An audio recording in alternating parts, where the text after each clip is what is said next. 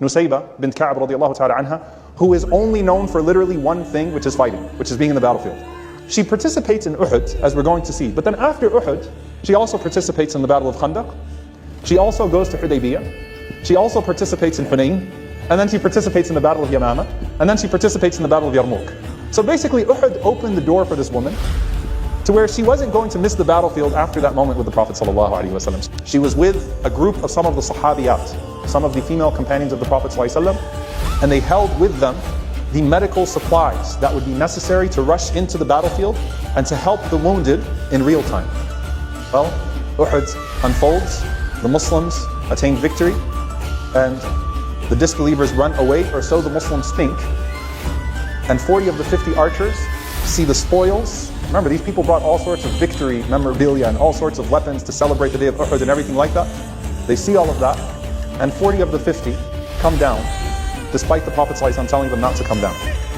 When they do that, they leave the back of the Muslims vulnerable. Khalid ibn Walid, radiallahu ta'ala anhu, who at that time of course is on the other side, recognizes the unique opportunity, takes the disbelieving army around Uhud and attacks from behind. Now at that moment, it's pandemonium, it's chaos.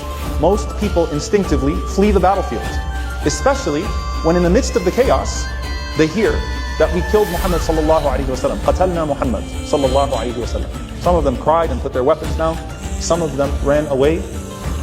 Instinctively, when she sees the people fleeing from the battlefield, she doesn't think about her own husband and her two sons. She said she immediately thought about the Prophet sallallahu alayhi wa sallam. That in and of itself, subhanAllah, is stunning.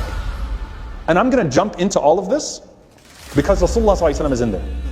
And I don't even know for sure that he's still alive, and I'm almost certainly going to die. But whatever it takes.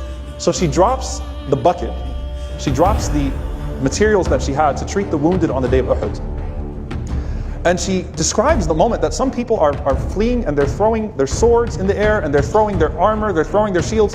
Why? Because they want to be khifaf, they want to be light. So you're trying to run away from the battlefield as quick as possible, so you're relinquishing what's in your hands. You're relinquishing what's on your body. And she said, I yelled out to one of the men that was running, Give your weapons to someone who's going to fight on behalf of the Prophet ﷺ. So he threw it, and she picks up a shield and a sword, and she dives right in. She jumps in, and she has her shield, and she has her sword, and she starts to swing that sword right and left, and she runs towards the Prophet ﷺ.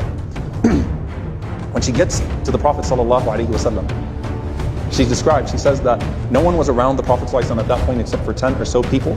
And it was me, my husband, and my two sons. So subhanAllah, a whole family that's nourished by this love of the Prophet ﷺ.